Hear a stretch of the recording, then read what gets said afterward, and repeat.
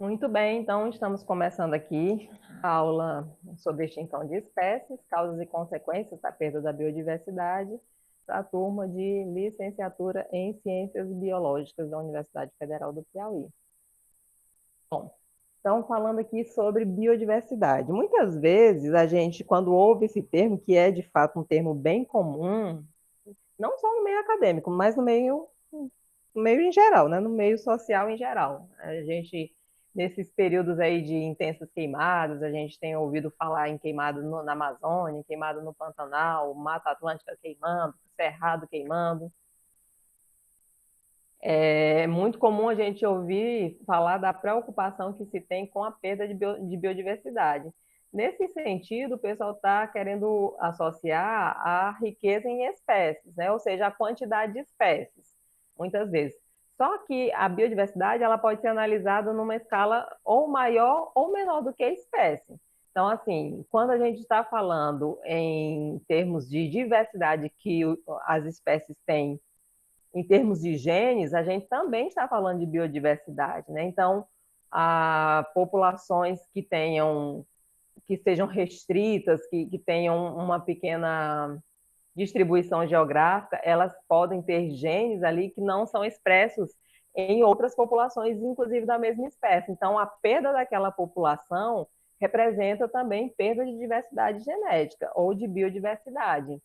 Também a gente pode ver a biodiversidade numa escala para além ou maior do que a escala do número de espécies, da quantidade de espécies. A gente pode também falar em paisagens, né, ou comunidades como biodiversidade. Né? Então, até mesmo ecossistemas inteiros, a perda de um lago, a gente não está perdendo espécie, mas aliás, a gente também está perdendo espécie, mas não apenas espécie, está perdendo também ali hábitats, está perdendo nichos, e isso também influencia, está perdendo paisagem, então isso também influencia, de certa forma, no que a gente considera como perda de biodiversidade, né? Para além apenas do número de espécies perdidas. Qualquer comentário podem ficar à vontade, tá? Qualquer intervenção que queiram, qualquer pergunta, podem ficar à vontade. Bom, então falando em biodiversidade, também a gente remete muito a essa questão da extinção de espécies. E a gente vai ver ao longo da nossa fala as causas pelas quais as espécies estão sendo perdidas ou sendo extintas, né? E o fator mais abrangente, ou que tem uma maior variação em causas, são os fatores antrópicos, aqueles que são influenciados pela presença do homem, ou pelas atividades diretas ou influência indireta do homem, né? E isso é o principal fator que preocupa os chamados biólogos da conservação. Então, a gente tem dentro da biologia um ramo que lida especificamente com esses fatores relacionados à extinção de espécies, desde a preservação de hábitats, criação e desenvolvimento de criação, delimitação de unidades de conservação, levantamento de espécies ameaçadas, ou o próprio levantamento de espécies existentes com vistas a se trabalhar o tamanho da população, se conhecer as características de ambiente que eles precisam, que eles requerem. Então, tudo isso vai influenciar tudo isso é foco, né, dos biólogos da conservação. Inclusive, existem biólogos aqui no Brasil que são grandes nomes na biologia da conservação. O professor Valdir Mantovani, por exemplo, é um grande biólogo da conservação, com muitas publicações. É muito comum você encontrar o nome dele em publicações. Ou também a gente tem revistas, não no Brasil, não revistas brasileiras, mas jornais internacionais que são focados, destinados especificamente para a biologia da conservação, como é o caso da revista Conservation Biology, que ela é específica mesmo para publicações que lidam com isso. E também tem revistas nacionais, como uma revista que eu não vou lembrar o nome agora, mas que ela é divulgada pelo IBAMA, né, produzida pelo IBAMA, que também ajuda nessa questão da produção de pesquisas feitas em unidades de conservação, que também, de certa forma, está ligada aí com a biologia da conservação. Ok? Então, assim, mas para você saber essa taxa de extinção, é preciso primeiro conhecer o número total de espécies que vivem no mundo. E aí a gente tem um grande entrave, porque precisamos de pessoas que se disponibilizem para o conhecimento das espécies existentes, os taxonomistas e os sistematas, né? A gente precisa de pessoas que nessa função que cada vez mais são mais raros, né? Então, se você parar para pensar quantos professores você conhece aí aqui na UF de Teresina, e quantos deles lidam com essas nessa área, né? De buscar espécies novas, de descrever a espécie, de enviar para publicação, registrar, dar nome. Né? Muitas vezes a gente faz levantamento e quando encontra uma espécie desconhecida, como a gente não é especialista, no caso dos ecólogos, né?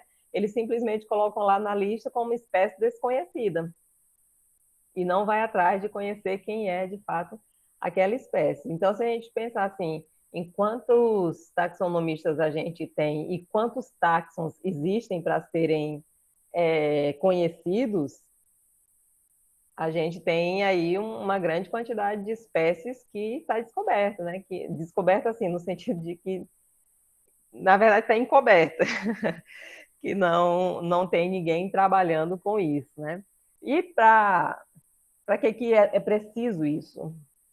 Porque como que você vai saber que espécie está sendo extinta e a que taxa, se você não sabe nem que a espécie existe? Então, a gente tem alguns poucos pesquisadores trabalhando com alguns poucos táxons. Então, a professora Diva, da UFC, por exemplo, ela descobriu uma espécie de rã ali na Serra do Baturité, e ela descreveu a espécie e tal, e ficou como autora da espécie. E aí você imagina se ninguém estuda aquilo ali, ninguém conhece aquela espécie, acontece uma mudança ali no ambiente, no hábitat, né? Ou um aquecimento, sei lá, ou uma poluição, e de repente essa espécie que ela descobriu há poucos anos deixa de existir e ninguém nem sequer teria conhecido se ela não fosse lá. Da mesma forma, a gente tem professores no sul do Piauí, tanto em Floriano quanto em Bom Jesus, trabalhando com diferentes táxons, e ali nos levantamentos deles, eles encontram espécies novas e estão registrando. Então, assim, a gente precisa dessas pessoas que são elas que vão mostrar para a gente o que existe de espécies no mundo e só assim a gente vai poder ter só conhecendo, sabendo quem é, que a gente vai poder comparar com taxas de extinção, né? Saber conhecer aí as taxas de extinção delas, é, tanto no presente, no passado, quanto fazer projeções aí para o futuro. Dúvidas, comentários?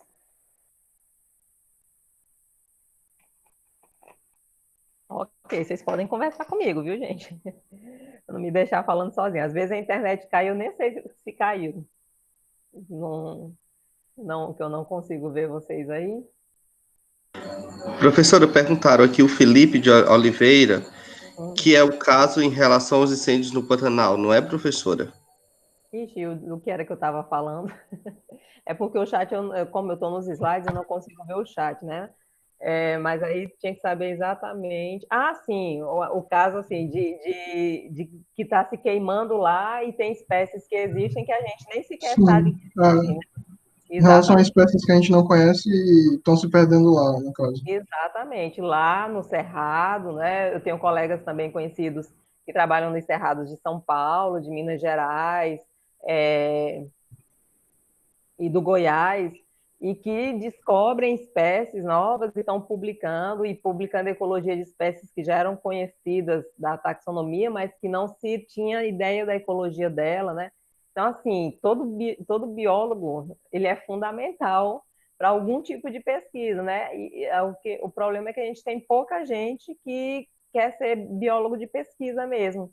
Até aqueles que vão para o doutorado, quando às vezes passam num concurso para professor, ele deixa de pesquisar, ele apenas fica sendo professor ou orienta ali uma graduação, alguma coisa assim, e deixa a questão das pesquisas de campo, né? Então, mas são fundamentais toda essa mão de obra aí que está sendo formada pela universidade, que ela seja aplicada também para nesse sentido, né, da gente conhecer as espécies e conhecer a ecologia delas e a taxa de extinção. Então, aí alguns dados, estima-se que cerca de quase 2 milhões de espécies tenham sido descritas, mas que o número real seja bem maior do que isso. É possível que haja aí entre 6 a 7 milhões de espécies no mundo, e o que temos conhecido representaria aí cerca de um terço, mais ou menos, né? Muito pouco ainda, muito a se conhecer. E há outras estimativas, né, de que as espécies estejam sendo extintas aí em torno de 100 a 1.000 espécies a cada 100 anos, a cada século. Sendo que essa taxa para aves e mamíferos ela é até 100 vezes maior, né? Pode ser aí de 1% ao século. E um dos grandes problemas aí é a destruição dos hábitats. E, inclusive, mais para frente, a gente vai ver quais são as causas, então, de colocar as espécies nessas listas de ameaça de extinção como ameaçadas. Então, aqui existe uma classificação. Essa classificação ela é dada pela IUCN, que é um órgão internacional para a conservação da natureza. Meio assim, é meio que nem ONU, né? É mais ou menos assim, ou que nem a FAO, né? São organizações internacionais, essa no caso para a conservação da natureza. E essa classificação da IUCN é para classificar as espécies de acordo com a categoria de ameaça. Então, do que existe de espécies conhecidas, tem uma parte que pode ser avaliada e uma parte que não é avaliada de espécies, né? Então, assim, sobre essas não avaliadas, a gente só sabe que elas existem, a gente não tem noção de tamanho de população, de qual a probabilidade de extinção, não tem como avaliar, não foram avaliadas, né? Entre as avaliadas, a gente ainda tem duas categorias, aquelas que têm os dados adequados, suficientes para se encaixar em alguma categoria, e tem aquelas com dados insuficientes que não é possível você afirmar com certeza qual categoria ela está, porque alguém só descobriu uma população lá numa caverna, mas ninguém sabe se é só nessa caverna que existe ou se existem outras cavernas, assim, não tem dados suficientes para você estipular alguma coisa, precisaria de mais pesquisas a respeito da espécie, né? Bom, dentro daquelas que têm dados suficientes, a gente tem 3 categorias para dizer se ela está extinta, tem 3 categorias para dizer, para classificar o grau de ameaça, e tem aquelas que ainda não entram nessas categorias de ameaçada. Então, a gente tem, com dados adequados, espécies que estão bacanas, tá? Beleza, tá ok, não tem grau nenhum de ameaça, a população dela, as populações são grandes, elas estão bem distribuídas, elas não têm probabilidade de extinção. É como você pensar nos jumentos, nos bois, nos bodes, nas ovelhas, cachorros, ou outras espécies assim que tenha uma distribuição muito ampla, tipo sonim, né? Vamos falar de uma espécie mais selvagem. Aí tem aquelas que estão quase ameaçadas, né, que se requerem aí já uma certa atenção e que precisa de mais dados de um acompanhamento mais próximo para ver se ela não entra numa dessas categorias de ameaça. Dentro das categorias de ameaça, a gente tem a mais, vamos dizer assim, a mais leve, né? Seria vulnerável, uma mediana, que seria as espécies que estão em perigo, e aquelas que correm um risco muito alto de perigo, que elas estão nessa categoria chamada criticamente em perigo. Bom, tem também 3 categorias de extinta, de espécies extintas. Então, a gente tem uma espécie extinta na natureza, que é aquela que você encontra o exemplar vivo em um cativeiro, né? Ou um jardim botânico, um zoológico, um santuário, alguma coisa assim, mas ela não está mais na sua distribuição natural. Então, ela está extinta na natureza. Tem também aquelas espécies que são consideradas extintas regionalmente. É quando a espécie deixou de... Era conhecido que ela existia em um determinado local e ela desapareceu, mas ela não desapareceu em outro. Então, por exemplo, não que seja real, tá? Mas vamos dizer que o tatu-bola, que é típico de Caatinga, ele não existe mais no Rio Grande do Norte, mas ainda existe no Piauí. Então, ele está, para todos os efeitos do estado do Rio Grande do Norte, ele está extinto regionalmente. Naquela região ele está extinto. Mas não na natureza, você ainda pode encontrar ele em outros estados. E tem também a categoria extinta, que é quando nenhum organismo vivo é encontrado, né? Nenhuma população, nenhum encontrado, ou quando você encontra, mas encontra organismos de apenas um sexo. Então, por exemplo, o rinoceronte branco da África, né? Que o pessoal chamava ele de Sudão, ele morreu e a espécie foi declarada extinta, embora tivesse 2 fêmeas. Então, quando a gente tem organismos apenas de um sexo e não tem mais como reproduzir, a gente diz que aquela espécie está extinta, porque só é aguardar o período dos que estão vivos morrer. Então, se você tiver 2, 3, 4, 5, 10 machos, mas não tiver nenhuma fêmea, a espécie está extinta do mesmo jeito, né? Então, ficou aí 2 fêmeas, mas a espécie foi considerada extinta assim que o Sudão morreu, porque não tinha mais reprodutor. Né? Dúvidas, perguntas, comentários aqui dessa parte?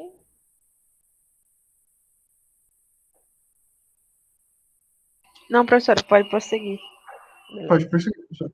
Deu para entender direitinho. Beleza. Bom, esse gráfico, ele mostra assim como que os grandes grupos estão distribuídos em termos de percentual em cada categoria de ameaça. Então, a gente vê aqui que os anfíbios, eles são representam o grupo mais ameaçado. Quase 30% dos anfíbios estão em algum grau de ameaça ou alguma categoria, né? Cerca de 7% está em perigo crítico, cerca um pouquinho mais aí em perigo e outra parte é considerada vulnerável. Então, os anfíbios, eles são, se eu não estou enganada, o grupo de organismos mais sensível ou mais sensíveis às variações do meio ambiente. Isso por conta da íntima relação que eles têm, principalmente com a umidade do ar e do ambiente. Então, alterações na temperatura também vão influenciar, a poluição influencia diretamente, em especial por conta dessa respiração cutânea que eles têm, né? Então, acaba tornando eles muito sensíveis às variações do ambiente. Isso faz com que grande parte dos fatores acabe afetando significativamente a existência dos anfíbios. Se você olhar no gráfico, os insetos, eles são os menos afetados. Mas eu diria que pode ser que nem sejam menos afetados. Talvez eu diria que seriam os mais desconhecidos ou os menos conhecidos. E também isso aqui pode ser reflexo da quantidade de espécies que tem na classe. A classe insecta é a classe que tem o maior número de espécies, né? É a maior biodiversidade existe dentro dos insetos. Então, tanto tem muito, quanto tem muita coisa desconhecida ainda. Então, assim, talvez em termos, vamos dizer assim, em termos absolutos, a classe insecta ganhe de outras classes aqui, de outros filos, outros grupos.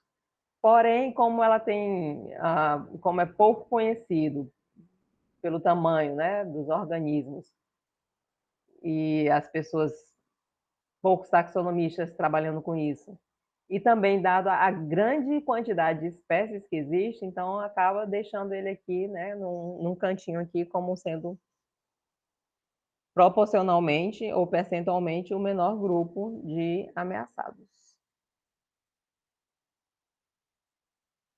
Comentário? Professor, Oi.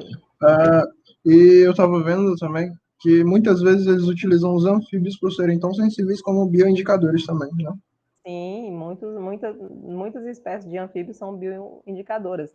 Não só ali, né, mas também algumas espécies de aves, elas são muito sensíveis às variações do ambiente, aí também são consideradas bioindicadoras. Muitos insetos também podem ser bioindicadores, né? As abelhas, por exemplo, elas só conseguem sobreviver num ambiente mesmo assim bem adequado, que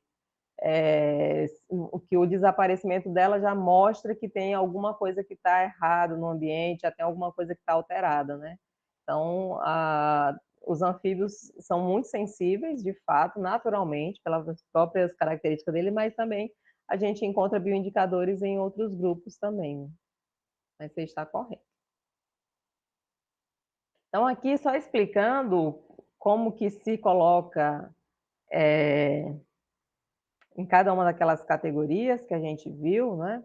Então, a gente tem aqui que as espécies consideradas vulneráveis, elas têm uma probabilidade, vamos dizer assim, baixa, né? De 10% num período longo de 100 anos aí para ser extinta. Então, não é que tenha assim, uma grande pressão, mas que precisa de atenção, precisa de cuidados, né? Com aquelas populações. A gente tem aí, na categoria em perigo, uma probabilidade de 20% de que nos próximos 20 anos, ou em 10 gerações, aquela espécie possa vir a entrar em extinção se nada for feito, se continuar na mesma forma do que vem acontecendo a perda de indivíduos da espécie, né? Ou de populações. E a categoria mais grave, mais séria, que seria criticamente em perigo, o risco de extinção é alto, de 50%, e num período muito curto, né? Nos próximos 5 anos, ou em 2 gerações, dependendo do organismo com o qual se está trabalhando, né? Então, assim, a gente tem espécies aí, vou mostrar mais para frente, aqui no Brasil, que estão na categoria de criticamente em perigo, são espécies que requerem uma atenção imediata do governo e de ONGs para que a gente não perca essas espécies, né? Isso falando das espécies conhecidas, tem as desconhecidas que não tem como a gente dizer absolutamente nada, né? Mas que também podem estar na mesma situação. Professora, Oi. em relação aos milhões de furões que vão ser, no caso, crucificados por causa do Covid, pode acontecer de eles ficarem ameaçados de extinção por causa desse sacrifício deles? Furão são os visões, né? Visões. Isso, que é tipo uma espécie de furão, Furão, parece. certo. Então, eu não sei bem da distribuição deles, né? É claro que o que você falou, existe uma probabilidade. Agora, sim, tem que ver a distribuição dele, porque, assim, até onde eu sei, foram poucos países, né? Foram 12 pessoas infectadas com essa nova variação do vírus da Covid, né? Para a qual, inclusive, o pessoal está preocupado, porque as vacinas testadas e que estão em andamento aí, elas não abarcam essa diversidade genética do vírus, né? Então elas não seriam eficazes contra esse vírus, o que é uma preocupação. E assim, vai depender de quais são os locais e as populações que serão afetadas. Eu não sabia, assim, eu não tinha lido ainda sobre essa autorização para para a morte, né? Que não sabia que tinha sido autorizada, não li sobre isso, nem vi reportagem. Mas é possível que populações não afetadas estejam resguardadas em outras regiões, né? Eu acredito que deve ter um estudo de impacto ambiental, ou, né, enfim, alguma coisa nesse sentido para ver se pode mesmo ser feito isso, né? Ou se simplesmente o governo não está nem aí para o desaparecimento de uma espécie, né? Então, assim, eu não sei se eles vão dizimar todas as populações, ou vão fazer mais testes para ver quantos têm de fato o vírus, né? Quais são as populações realmente afetadas pelo vírus. Então, assim, tem muita coisa em jogo aí, né? E respondendo a sua pergunta, pode, né? Pode levar a espécie à extinção, depende da distribuição dela, quais são os locais, se ela é muito restrita, que é inclusive o que a gente fala aqui no próximo slide, e se o tamanho das populações são pequenas e a intensidade ou o tamanho, né, dessas populações aí que eles querem dizimar, né? E isso pode ter um efeito bem forte sobre o meio ambiente de uma forma geral, né? Então, as espécies que possuem um alto risco de extinção são quase sempre raras, mas nem todas as espécies raras estão ameaçadas de extinção. Então, o que é considerado uma espécie rara? Primeiro, se ela possui uma pequena distribuição geográfica. Então, a gente tem espécies raríssimas, espécies que acontecem só nos Alpes, espécies que acontecem só em zonas abissais, a gente tem espécies que ocorrem somente em cavernas, lá na Tailândia, enfim, né? Tem espécies raras porque são de pequena distribuição geográfica. A espécie também pode ser rara se ela ocorrer no habitat incomum. Essas queimadas na Amazônia, aí, no Pantanal, né, que a preocupação era que o fogo chegasse num povoado que era meio que o refúgio de uma espécie de arara azul. Então, se chegasse lá e queimasse a vegetação, as araras desapareceriam, toda aquela espécie, porque ela tem uma distribuição muito restrita, né? E hábitats incomuns, por exemplo, espécies que vivem em cavernas, com especificidades muito grandes, né? Hábitats muito específicos, muito incomuns, são espécies que podem ser raras também. Ou ainda, a espécie pode ser considerada rara se ela tiver uma população de tamanho pequeno, ainda que possa estar bem distribuída, mas se as populações são muito pequenas, ela pode ser considerada uma espécie rara.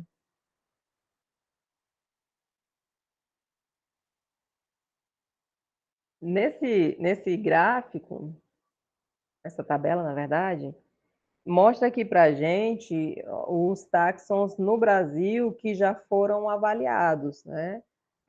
Dentro dos vertebrados e dentro dos invertebrados, e tanto terrestres quanto aquáticos. Então, a gente tem aqui cerca de 12 mil, pouco mais de 12 mil de táxons avaliados no país. 12 mil, não vou dizer necessariamente que sejam espécies, porque pode ser a nível de gênero ou apenas a nível de morfotipo, né? Mas foram aí 12.254 táxons avaliados. E aqui tem os percentuais de cada grupo que está ameaçado. Então, aqui, os elasmobrânquios, eles aparecem como um grupo com alto percentual de ameaça, né? E se a gente olhar aqui para o total,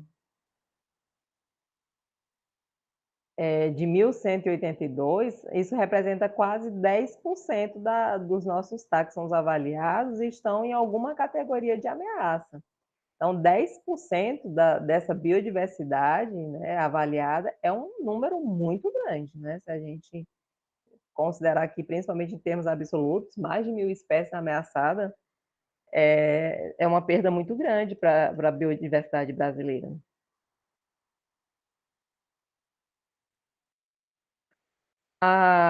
Como eu falei ainda há pouco, a IUCN, ela é responsável por elaborar as listas mundiais, internacionais, das espécies ameaçadas de extinção, né? A chamada Red List. E cada país também tem a incumbência de organizar suas listas de espécies ameaçadas.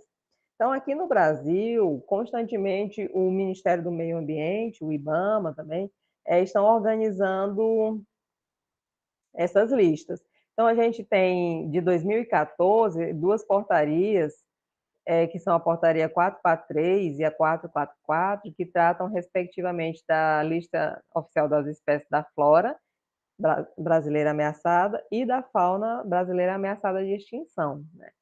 Essa é a última atualização dessas listas, né? O que a gente tem aí, 2014, já são 6 anos, né, que essas listas foram feitas. E aqui eu trago algumas imagens, alguns exemplos que estão nessas listas, né? Então, aqui na lista das espécies da flora, a gente tem essa espécie de Melocactus, que está ameaçado na Bahia, na Caatinga Baiana. Tem essa espécie de orquídea, né, essa catleia, que tanto ocorre na Caatinga quanto na Mata Atlântica e está ameaçada nesses estados, na Alagoas, Ceará, Paraíba, Pernambuco e Sergipe. Aqui é um print que eu tirei de uma das páginas da lista, né? Foi publicada aí no Diário Oficial da União, e aqui tem a sequência das espécies, o número de espécies, e tem o nome específico, e tem a categoria. Então, a gente tem aqui espécies na categoria vulnerável, aqui espécies criticamente em perigo, e tem aqui também espécies na categoria em perigo. Alguns exemplos aqui que aparecem nessa lista, é essa espécie de senécio, que está considerada como vulnerável, tem essa espécie de estévia, que está na categoria em perigo, e essa espécie de begônia, begônia críspula, que está considerada como criticamente em perigo. Aqui é a 444, que é a portaria que lista a fauna ameaçada de extinção aqui no Brasil. Da mesma forma, a gente tem a ordem, aqui a sequência da espécie, tem o nome científico da espécie e tem o nome vulgar da espécie também e a categoria. Está vulnerável, em perigo, aqui criticamente em perigo, como é o caso desse rato da árvore. Aqui são alguns exemplos que eu coloquei nas diferentes categorias. Então, tem essa espécie de ave, né, Neomorphos, que está na categoria vulnerável, tem essa espécie de Fetornis, que está na categoria em perigo, e na categoria criticamente em perigo, a gente tem esse roedor aqui, que é do gênero Philomes, Philomes unicolor. Bom, como eu falei, cada país ele fica responsável também por organizar a sua lista vermelha. Então, o ICMBio publicou a última versão da lista vermelha brasileira em 2018. E aqui nessa lista constam algumas espécies já consideradas extintas. Então, a gente tem aqui dentro do grupo dos mamíferos, o rato de Noronha que está extinto, tem aqui no grupo das aves, por exemplo, esse gritador do Nordeste que está extinto, tem outros aqui que são regionalmente extintos, tem aqui uma espécie de filomedusa que está extinta também, e também no grupo dos tubarões tem espécies que estão regionalmente extintas.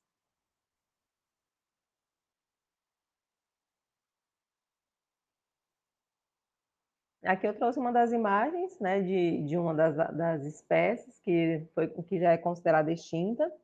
É o caso aqui do limpa-folha do Nordeste.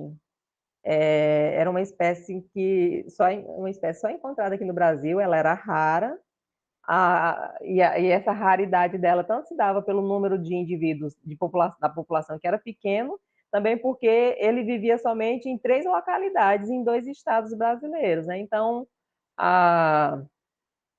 se há uma alteração nesses hábitats, acaba destruindo o hábitat deles e a espécie acaba desaparecendo, né?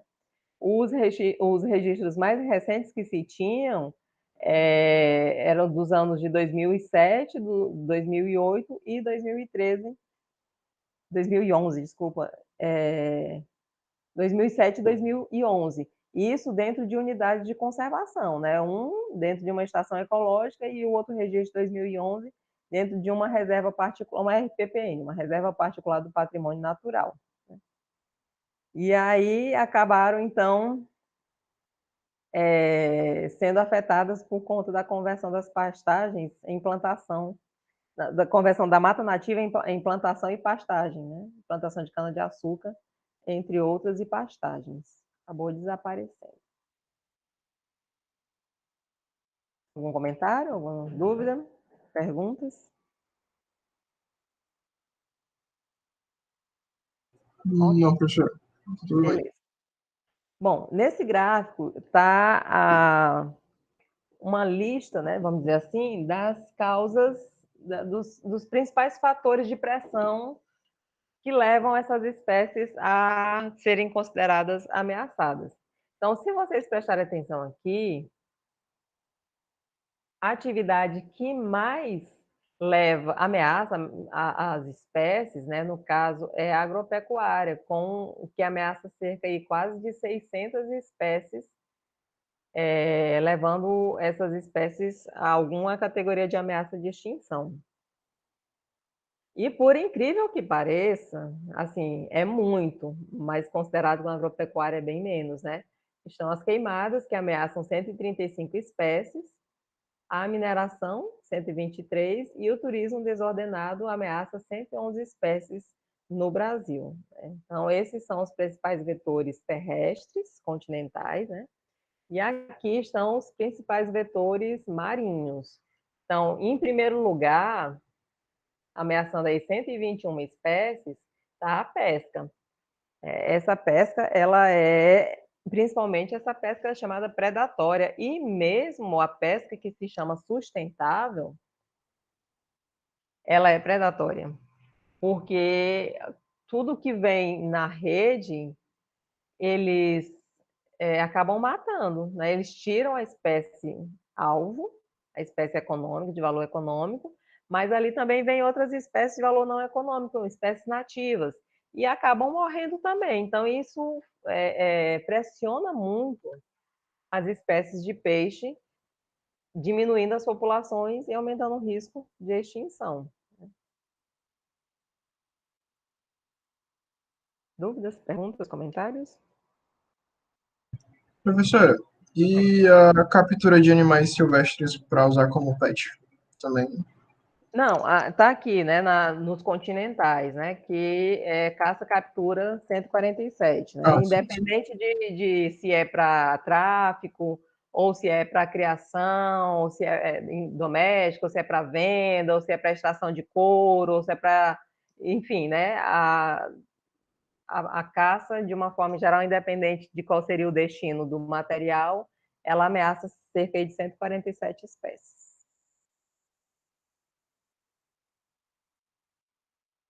Então, a gente lista aqui quais seriam as causas antrópicas disso, né? A primeira delas que eu listo aqui seria a sobreexploração, que é explorar uma taxa insustentável, além da capacidade reprodutiva. Não sei se vocês acompanham os jornais, recentemente o ministro do Meio Ambiente fez um acordo aí, publicou, né, assinou uma permissão para que se possa pescar a sardinha em Fernando de Noronha, que basicamente toda a área ali é uma unidade de conservação, né? De proteção integral, e UPIs, que são unidade de proteção integral, não se pode ter nenhum tipo de extração, diferente das unidades de uso sustentável, né? As unidades de uso sustentável, como por exemplo as RESEX, a gente tem uma RESEX aqui, que é a Reserva Extrativista Marinha Delta do Parnaíba. Ali os moradores podem caçar, podem coletar o caranguejo, né? A uma taxa sustentável, as famílias são cadastradas, todo mundo sabe quem é. Então, assim, já lá o caso de Fernando de Noronha, o relatório lá que embasou o documento assinado pelo ministro contabiliza 123 pescadores artesanais, né? Só que pesquisadores ali, pessoas que conhecem a região, eles dizem que esse é um número irreal, que as pessoas que vivem mesmo da pesca, que são pescadores artesanais, que pescam ali na rede, na tarrafa, eles são apenas cerca acho que 30, 20 e pouco, 30 pessoas, né? Então, isso vai causar uma sobreexploração, né? Pode acabar prejudicando o desenvolvimento a longo prazo da sardinha, embora ela ande longe de ser ameaçada de extinção, longe mesmo, porque quem vê as imagens vê ondas negras, que nada mais é do que cardumes enormes de sardinha, mas, né, estando liberado, quem é que vai fiscalizar se a pessoa tem autorização ou não? Ninguém, né? Aí todo mundo que quiser chega lá, pesca, tal, pesca. E assim, um dia, pode ser que a sardinha entre aí num nível que não seja mais possível nem sequer pescar. É como aqui em Teresina, ali na beira ali no encontro das águas, no Rio Puti, já bem chegando mesmo no encontro, no Puti Velho, há alguns anos atrás, sei assim, 5 horas da tarde, tinha um monte de gente pescando ali na beira do rio, um monte mesmo, né? Gente pescando de vara, né? De vara de pescar, ou um ou outro dentro do barco ali jogando a rede, jogando tarrafa. E hoje, se você for lá, você não vê mais ninguém pescando. Na verdade, da última vez que eu fui lá, tinha um solitário pescador num barquinho no meio do rio, jogando a rede, né? Mas às vezes ela é só passatempo, porque a população de lá sabe que não tem mais peixe, né? Aquele comércio de peixe que fica ali perto da ponte do Puti Velho, que antes se vendia o que se pescava ali no rio, hoje eles vendem aquilo que eles compram no mercado do peixe. Então, se você conversar com um daqueles pescadores ali, ou vendedores de peixe, eles vão lhe dizer tranquilamente: hoje não existe mais a capacidade da gente pescar como se pescava antes. Então, assim, se pescou uma sobretaxa, fora a poluição terrível que está no Rio Puti, né? Vocês veem, assim, quem conhece, eu acho que todos vocês já devem ter passado ali pelas pontes que vão para a universidade e ver ali tomado de aguapé no período seco, e o aguapé é um bioindicador, ele indica uma eutrofização do rio, e isso impede a oxigenação da água e a penetração da radiação, o que vai afetar diretamente no fitoplâncton, o que afeta indiretamente o zooplâncton, que afeta o nécton, né, que são os peixes. Então tá tudo interligado, né? Essa redução também foi por conta da poluição.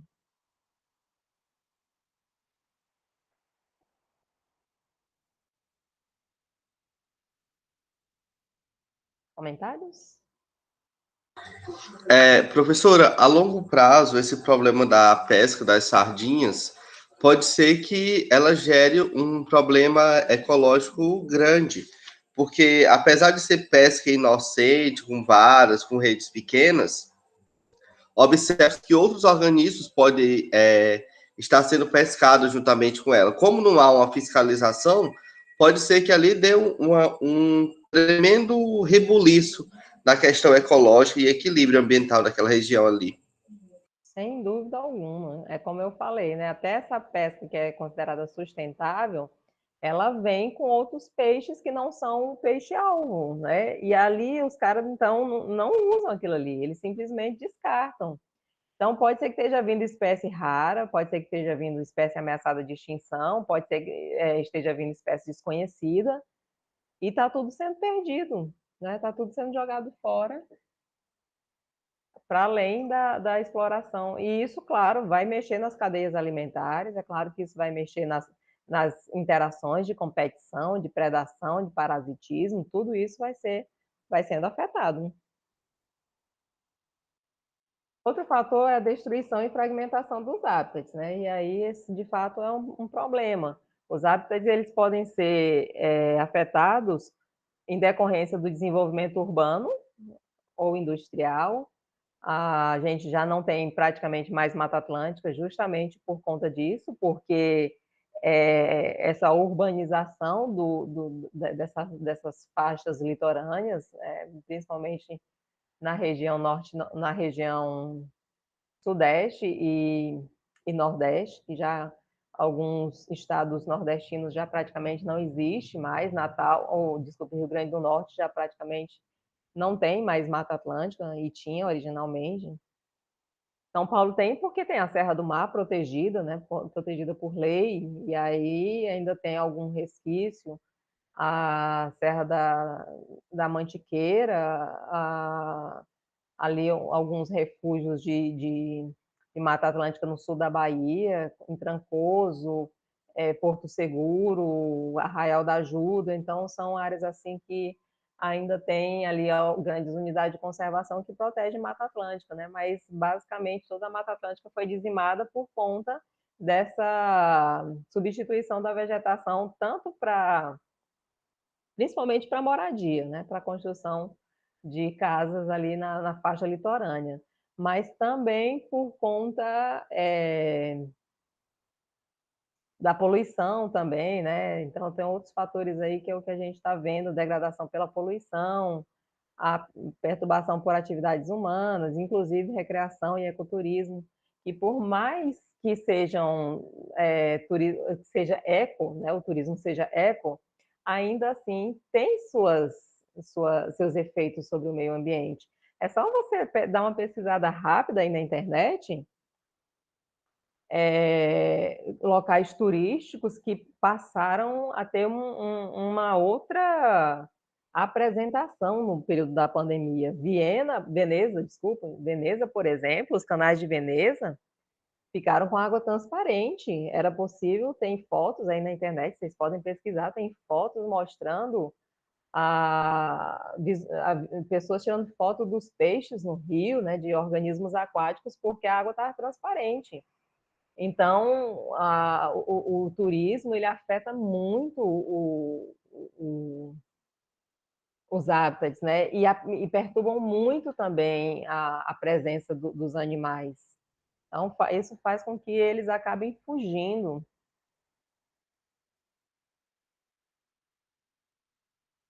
Outro problema são, assim, embora pequeno, né, mas também tem ameaça aí cerca de 100 e algumas espécies, é a bioinvasão. A bioinvasão, ela pode se dar por forma intencional ou acidental, né? O que é a bioinvasão? É a entrada de um organismo vivo num ambiente em que ele não se originou, em que ele não tinha uma distribuição, não fazia parte da distribuição geográfica dele. Muitas espécies, assim, a bioinvasão, na verdade, esse deslocamento de espécies, ele acontece diariamente mundo afora.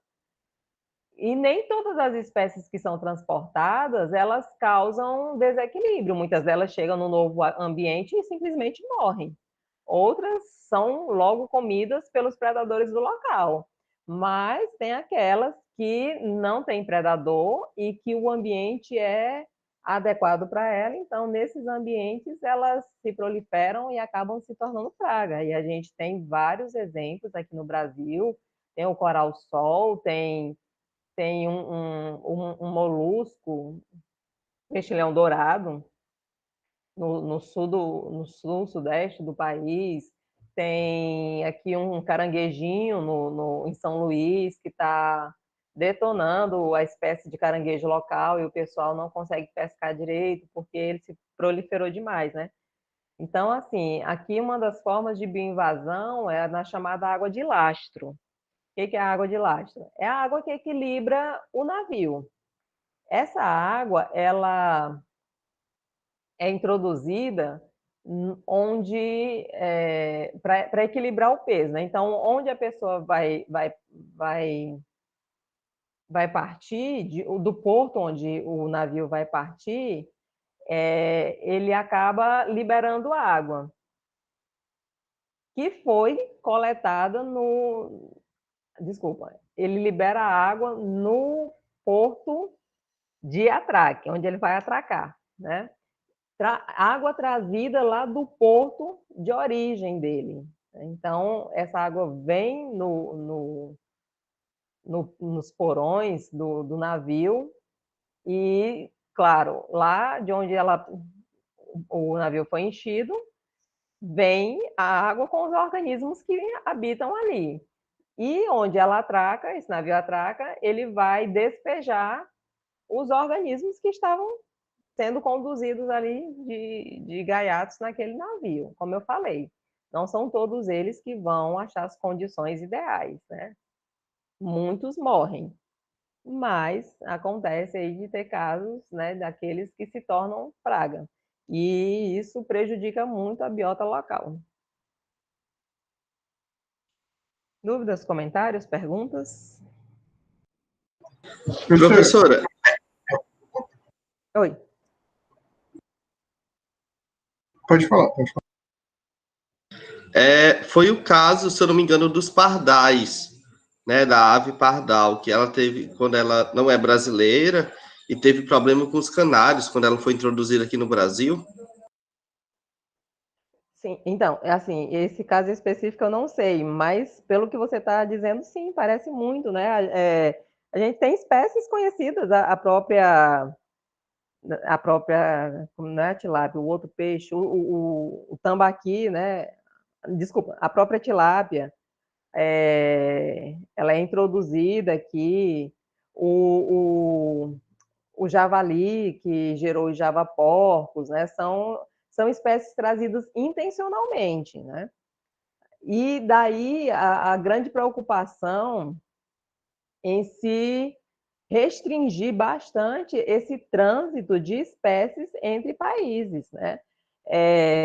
Teve uma quadrilha aí que foi até desbaratinada esses dias aí, que o cara estava levando espécies de sapos, rãs, né, raras, dentro de malas para vender na Europa, né? E da Europa às vezes ia para os Estados Unidos, e aqui o cara pagava tipo R$ 2 para o cara coletar lá na mata, né? Não sei se era índio, morador local, enfim, e vendia por R$ 2.000 o indivíduo, né? Um exemplar lá na Europa, né? Então eles foram aí apreendidos e os animais foram devolvidos à natureza. Então, assim, isso é muito preocupante, essa questão das pessoas ficarem levando a calopsita, por exemplo, ela não é daqui, e aí tem toda uma legislação, todo um controle para que essas espécies não fujam das condições às quais elas devem ser restritamente criadas, né, e causem danos na natureza. Então, assim, a maior preocupação é esses animais chegarem até a natureza de onde eles não são. Cobras, o pessoal compra cobra daqui, né? Então, assim, e essa prática ela vem desde o período da colonização do Brasil, né? Que pessoal, os portugueses viam aqui as aves e quem conhece um pouco da história desse conceito da evolução da educação ambiental, né, percebe que a boa parte da fauna, né, foi dizimada por conta desse transporte de animais para Portugal, o pavão, as penas, né, que eles tiravam, e aquelas penas faziam parte das roupas de pessoas de alto escalão, então aquilo denotava status para eles, as peles, os couros, né? Tudo isso foi gerando pressão sobre a nossa fauna, e como eu estou falando, isso vem de muito tempo atrás, né? Então, aqui tem algumas questões assim para para pensar, né? Questões para a gente pensar. Será que deveríamos focar nossa atenção, assim, o que a gente pode pensar em fazer para tentar salvar essas espécies, né? Então, assim, a gente deveria focar nossa atenção nas várias forças que levam as espécies à extinção e tentar persuadir governantes a agir no sentido de reduzir a prevalência dessas forças, né? Tipo assim, caça, pesca, desmatamento, agrotóxicos. Então, a gente devia incentivar, pressionar, na verdade, mais, incentivar não, né? Pressionar mais o governo a controlar mais isso, a restringir mais. Na verdade, não se for no governo, no governo dessa ministra aí da agricultura, né? Porque a mulher já bateu recorde de liberação de agrotóxicos aqui no Brasil. Agrotóxicos que os países tudo já extinguiram aí mundo afora, a mulher está liberando tudo aqui que pode beber agrotóxico à vontade, né? Ou nós deveríamos restringir as nossas atividades na identificação de áreas com alta riqueza de espécies, onde ali poderiam ser criadas áreas de proteção, né, as unidades de conservação. Ou ainda a gente poderia focar na identificação de espécies que têm maior risco de extinção e trabalhar com esses grupos, que nem as ONGs trabalham, a Mamirauá, que trabalha com o boto cor-de-rosa, ali no Sesc Parana, que trabalha com o peixe-boi, tem o projeto do peixe-boi também aqui no Cajueiro da Praia, no Piauí, ou os projetos Tamar, ou projetos, enfim, da arara azul, que trabalham com espécies ali, tentando tirar essas espécies de ameaça de extinção. O que vocês acham que nós deveríamos focar? Agora eu quero ouvir a opinião de vocês.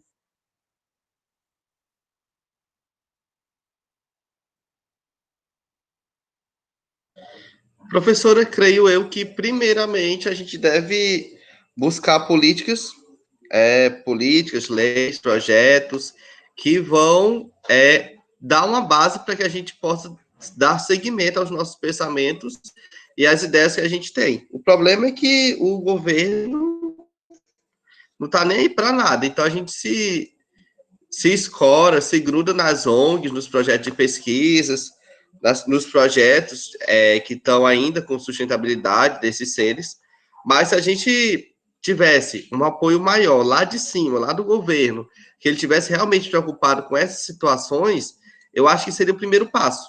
E todos esses outros projetos iriam correr, iam andar bem, de acordo com o processo natural. Certo, bacana. Mais alguém quer falar alguma coisa? E aqui acho que ainda tem um ponto que eu ainda não toquei, porque eu estou deixando meio que ele para o final, mas que na verdade a base de tudo isso aqui deveria ser trabalhada lá com as crianças, né? A educação ambiental, porque se um governo cresce sem entender qual a importância do meio ambiente, na verdade, se um governante cresce, né, se desenvolve sem entender qual a importância do meio ambiente, então ele vai fazer leis que expressem esse desconhecimento que ele tem. Então, acho que para isso, né, é educação ambiental na cabeça das crianças já nos primeiros anos.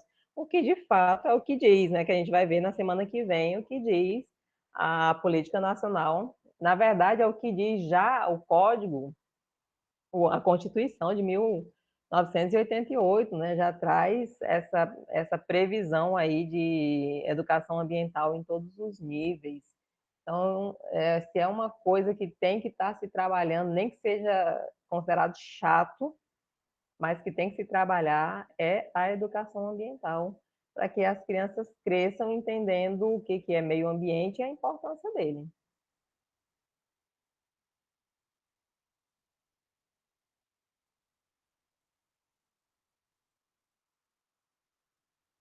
Então, aqui eu só coloquei, vou passar rapidinho, né? Aqui a perda de hábitat resulta não apenas na redução do tamanho absoluto de uma população, mas também resulta, quando se perde hábitat, você divide uma população, né? E isso pode formar metapopulações que podem até se isolar geneticamente e não conseguir mais reproduzir entre si, né? Então, seriam subpopulações, né? Semi-isoladas por conta dessa divisão geográfica. Quando você faz, por exemplo, sei lá, uma estrada, isso, uma barragem, acaba impossibilitando o tráfego normal, o fluxo normal das populações, dos indivíduos entre populações, né? Então, isso pode acabar gerando isolamento genético deles dois, né? As duas populações. Bom, a gente falou de causas antrópicas e aqui eu listo as causas naturais, né? Furacões, terremotos, maremotos, vendavais, vulcões. Isso pode ser fator lógico para a perda de espécies, para levar à mortalidade de alguma espécie e até mesmo levar à extinção dessas espécies, né? A gente tem casos aí de locais, países tentando se recuperar, que a própria biota tenta se recuperar de grandes tragédias que aconteceram, né, pelo mundo afora. A conservação ela pode se dar no local que a espécie vive, que é o que a gente chama de conservação in situ. Daí precisaria criar áreas protegidas para que essas espécies pudessem ser preservadas. E também pode acontecer o que a gente chama de conservação ex situ, que seria uma forma de preservar a espécie fora do local original dela, do habitat natural. Ou num viveiro, ou num jardim botânico, ou num banco de germoplasma, né? Alguma forma que pudesse ainda preservar a espécie. E falando sobre unidades de conservação, aqui a gente tem as áreas protegidas no país, áreas federais, tá? Note como há um grande percentual da região norte protegido, né? Quer seja aqui em amarelo as terras indígenas ou outras unidades de conservação, tanto de proteção integral quanto de uso sustentável. E aqui a gente tem, pelo menos nas federais, uma menor parte no Nordeste, no Sudeste e no Sul do Brasil, né? Então a gente tem mais aqui, pegando já aqui Maranhão, que é pré-Amazônia, já região amazônica, aliás, Amazônia Legal, né? E aqui Tocantins e aqui para o norte. Esse mapa aqui mostra as áreas protegidas. São 1.670 áreas protegidas, o que corresponde a 29% do território do Brasil. Não é pouco, né? Quase 30% do Brasil está protegido. E por que a gente está perdendo tanta biodiversidade? Por que a gente está perdendo tanta espécie? O que é que está acontecendo, né? Então, assim, aquelas propostas lá que a gente fala de focar nas áreas protegidas, pode não ser a solução, porque a gente tem muita área protegida, mas mesmo assim, olha só, aqui, ó, o tanto que a Amazônia aqui é protegido, mas o pessoal não tem. Eu não sei se vocês viram a reportagem do cara que eu acho que era em Roraima, Rondônia, não lembro o estado, na região amazônica, que estava construindo um parque aquático dentro de uma área protegida, dentro de uma unidade de conservação. Ele simplesmente se estabeleceu e começou a levantar as estruturas, começou a cavar as piscinas, e estava lá praticamente o parque aquático feito, e a reportagem foi lá com a denúncia e tal, né? E assim, os caras não respeitam esse negócio tem muita maracutaia nisso aí, por isso que não basta apenas proteger, criar áreas protegidas, né? Comentários, perguntas, dúvidas, sugestões? Professora, e é muita, tipo, a gente fala muita coisa protegida, mas tipo, é muito pouco em relação ao que não está protegido, né? É tipo, mapa quase inteiro branco. Mas se você for olhar aqui também, descontar as áreas das cidades, né? As áreas que, tipo assim, se você for considerar só as áreas naturais, é muita coisa, né? A gente já tem muita região aí alterada, já sem vegetação nativa, né? Então nem dá mais para botar unidade de conservação. Se você olhar aqui uma unidadezinha de conservação que tem aqui em Alagoas, de Mata Atlântica, é uma ilha, né? E assim, é tipo assim, quando você vai passando na estrada, você encontra assim uma placa que diz maior área de Mata Atlântica preservada do estado. E você olha, você vê todos os limites, você vê uma ilha. Você enxerga o início e enxerga o fim. E aí daí você diz, se essa é a maior área protegida de Mata Atlântica aqui no estado então você não tem mais Mata Atlântica aqui. De fato, não tem. Pode andar no Pernambuco, tudo é cana-de-açúcar. Tudo é cana-de-açúcar. Toda a Mata Atlântica. Então, assim, não adianta botar unidade de conservação nessas áreas, né? Já se foi, não tem mais. Agora, olha só essa regiãozinha aqui, ó. Olha só o tanto de unidade protegida aqui, né? De área. O que é isso aqui?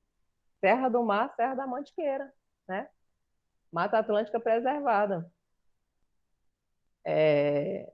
Nos estados aí do Sudeste e do Sul. Então, aí é onde se consegue proteger, por quê? Quem conhece Serra do Mar sabe que ninguém constrói lá em cima. É uma serra. Tem doido que pode até se meter, mas o pessoal é o tipo da área que não interessa. Então, está protegido, né? Mas se você olhar, eu acho que a gente tem um número significativo de áreas protegidas. A gente já tem muita coisa aí que não dá mais para proteger, já se foi, né? Mas eu considero um número razoável. E principalmente em relação a outros países, né? A gente tem muita área protegida. Aqui são as unidades no Piauí. Tá, esse gráfico está distribuído em unidade de uso sustentável e unidade de proteção integral. Então, a gente tinha aqui em 2008 12 unidades de proteção, 12 unidades de uso sustentável federais, né? E 6, eu acho, aqui de proteção integral. Aqui as estaduais e aqui as municipais. Municipal tem mais de proteção integral. São dados de 2008. Aqui são os mapas produzidos agora em 2020 das unidades de conservação do estado do Piauí. Então, a gente tem aqui as federais, em verde as de uso sustentável, e em laranja as unidades de proteção integral. Então, a gente tem aqui o Parque Nacional de Sete Cidades, dentro da APA da Serra da Ibiapaba. A gente tem aqui 6 e 7, tem as Resex, tem as unidades de conservação do Delta do Parnaíba, né, que tanto é a APA do Delta do Parnaíba, quanto a Resex do Delta do Parnaíba. Tem aqui a APA aqui é a APA da Chapada do Araripe. Aqui São Raimundo Nonato, aqui Serra das Confusões, aqui Estação Ecológica Uruçuiúna e aqui o Parque das Nascentes do Rio Parnaíba, né? Então, são as áreas federais que nós temos. E tem também os mapas das municipais e das estaduais, mas eu nem coloquei, só coloquei essa mesmo.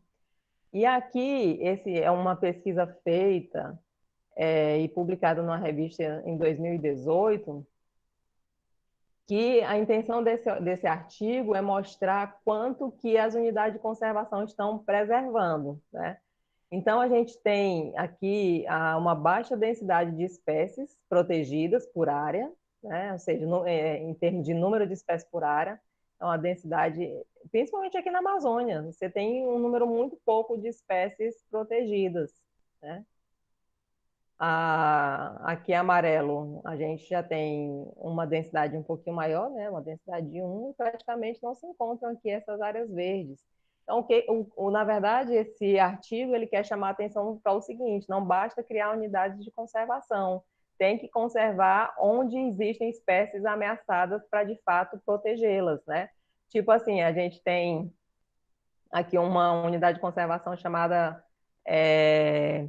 Parque das Mangueiras. Então, assim, criar uma unidade de conservação para proteger mangueira não rola muito, né? Então, assim, não adianta a gente estar fazendo unidade de conservação. A gente tem que criar uma unidade de conservação onde seja necessário. Dúvidas, perguntas, comentários? Então, aí a gente já está praticamente encerrando, né? Falando aqui das consequências da perda de biodiversidade, perde material genético, desequilibra as teias ecológicas, o tamanho das populações fica desequilibrado também, as espécies-chaves podem, aliás, espécies associadas na teia, né, associadas a uma espécie-chave, podem desaparecer porque quando essa espécie-chave desaparece, as associadas a ela também podem desaparecer ou aumentar consideravelmente. A, o próprio habitat ele pode ser modificado ou deixar de ser modificado, no caso se desaparecer aí um engenheiro ecológico, né? Então tudo isso tem influência sobre o meio. E aí, só para a gente refletir aqui, uns 2, 3 minutinhos, eu queria saber de vocês, então, qual é o papel da educação ambiental em relação à extinção de espécies?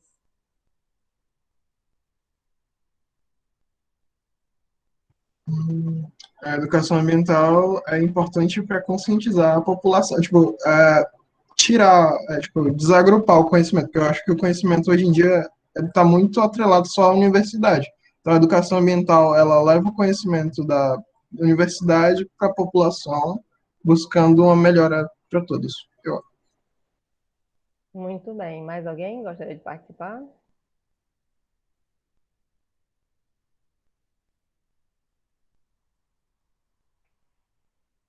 Não?